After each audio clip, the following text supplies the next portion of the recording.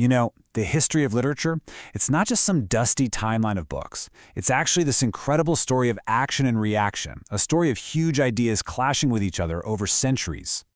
I mean, have you ever really stopped to wonder why a play by Shakespeare feels so completely different from, say, a Jane Austen novel or a T.S. Eliot poem?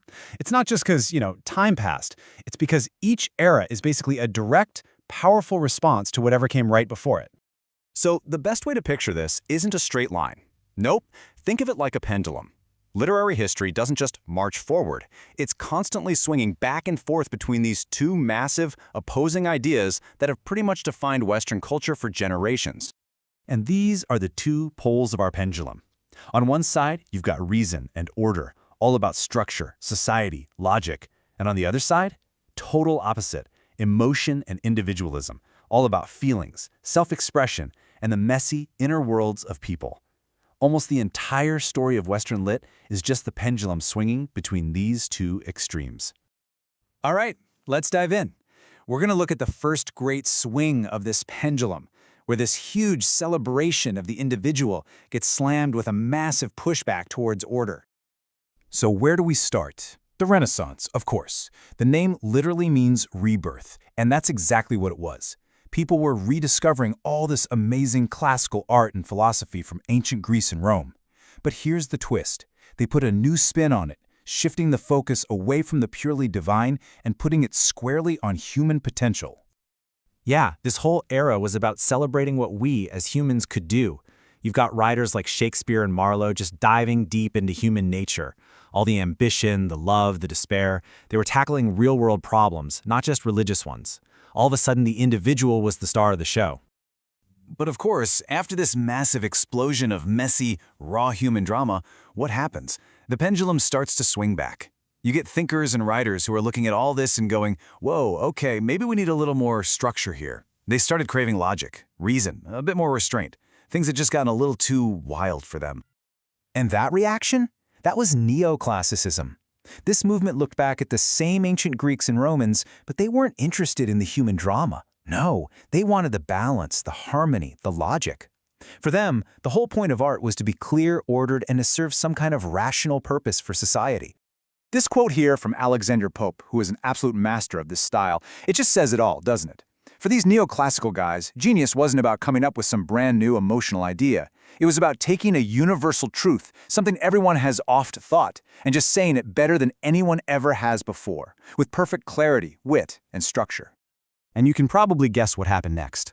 This led to maybe the most dramatic swing of the pendulum yet. After about a century of all this order and reason, literature just explodes with feeling. The logical, social hero, gone, replaced by the rebellious individual. That neat, ordered garden? Forget about it. Now nature is this wild, powerful, almost scary force. This was Romanticism, and it was a full-on rebellion. You had poets like Wordsworth and Byron who just completely turned their backs on the new industrial cities and all that prim and proper society. They basically said, nope, truth isn't found in a textbook or a logical argument, it's found in intense personal emotion, in the power of your own imagination, and in the awesome, overwhelming beauty of the natural world. Okay, so as we start getting closer to our own time, the world just goes into overdrive. We've got industrialization, massive new social problems, world wars, everything is speeding up.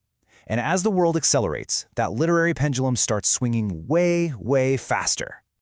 And what you see in this period is this incredible rapid-fire chain reaction. First, you get the Victorians, who are looking at the chaos of the industrial age and trying to impose some kind of moral order on it. But that feels a little fake to the next generation, so they react with realism. They want to show the gritty, unvarnished truth. And then World War I happens, and that trauma makes even realism feel inadequate. So the modernists come along and just shatter the whole form of literature to reflect a shattered world. Yeah, realism was basically a direct slap in the face to all that romantic idealism. Forget heroic poets on windswept cliffs. Now you've got ordinary people struggling with the nitty-gritty social problems of their time. Writers like George Eliot, they weren't trying to show you some beautiful, sublime fantasy world. They wanted to show you the world right outside your window, warts and all. But then, the world broke. The absolute devastation of World War I just shattered everything. All those old certainties about progress and God and society, gone.